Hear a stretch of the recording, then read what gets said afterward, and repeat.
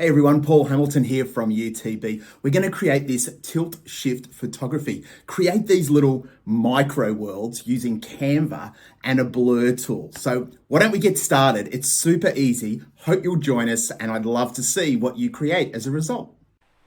So here we've got that effect that we're looking for. We're going to have that kind of blurry lines, and you can see here with the before and after.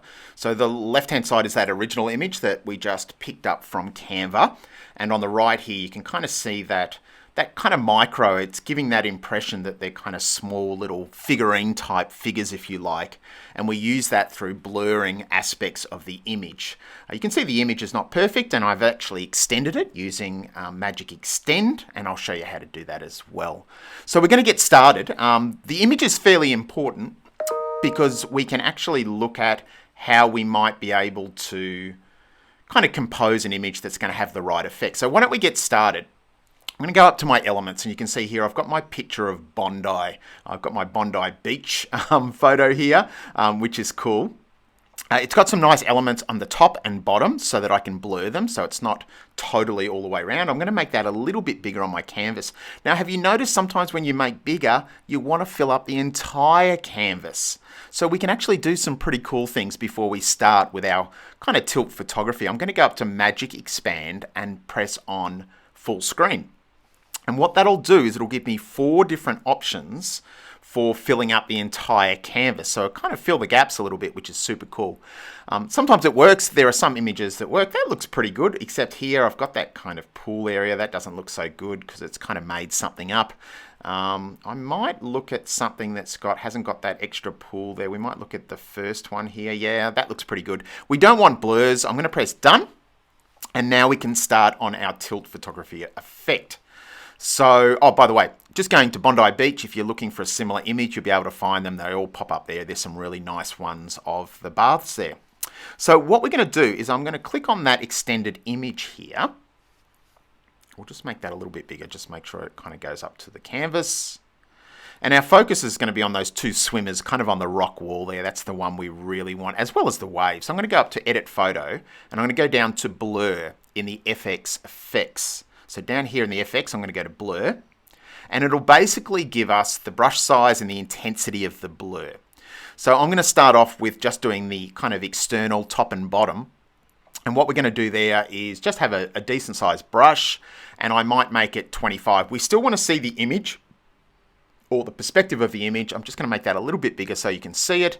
Now, this is a lot of trial and error, and you can actually do it on a bit of a tilt as well, but that's looking pretty good. Don't worry about the extent, how it's going blur to clear straight away. I'm going to do it on the bottom as well, just do a little bit there. And then all we're going to do is alter the intensity to make it a gradual blur. So I'm just going to bring that down to 12, 14 maybe. I might even reduce the brush size if I want to do. For this tutorial, I'll do fairly quick so you can get the image. And I just want to trace along. I want to make sure that I get the actual extension on the side, and I don't want to miss a bit where it's clear in the middle. That's going to muck up the effect. And so we'll just do a little tilt there. And you can see already it's starting to look really good in regard to that middle bit. We might bring that intensity right down, and I might do a little bit of a tilt on an angle here. Sometimes you'll notice that if we do a little bit of a tilt in regard to the angle of the blur, it's going to give us that effect. I'm going to do that down the bottom as well. And then I'm going to leave the middle bit nice. And you can already see we've got a really nice effect here. We might do one more where the intensity is right down and just do that kind of end bit.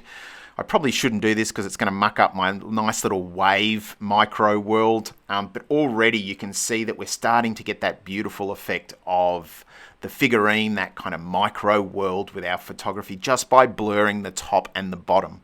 Now, you'll learn a lot by playing with different images and different intensities. You might actually click on the image at the end. That's looking really good, by the way. And sometimes you don't really notice it until you compare it with the first one. So comparing it with the first one, if I just reduce this, here's a little trick from me. If I reduce this and I just Command-C, Command-V, copy, paste, what you'll notice is that you can actually go back to your photo effects by clicking on it once and going to Edit Photo. Go down to your blur, and actually down the bottom you can remove the blur.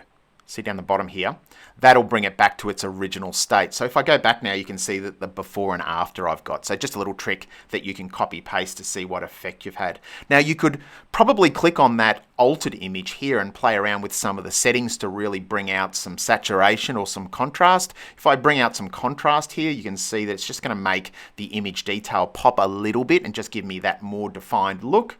But I'm really happy with that. You can see here I've got that beautiful blur effect, and it's a great way of getting our students looking at photography and how we can apply different effects that's not directly on the camera but kind of post-editing effects here. So I hope you enjoyed that. It's a great little way to kind of explore some of the tools within Canva and start to play around. You could bring in a hand that's pinching and grabbing one of the characters. You could remove the background and have it holding up in midair. You could do some really cool stuff with it, but hope that you've got a better indication of how to create that beautiful micro world effect using tilt photography effects and the blur. Now, don't forget, you can contact UTB at any time. That's where you can find me, email, on social media. If you want training for your design team, for schools, for students, for teachers, hit us up. We're right here. You can find us, and we'd be happy to come out to your school face-to-face or an online session. Paul Hamilton here from UTB.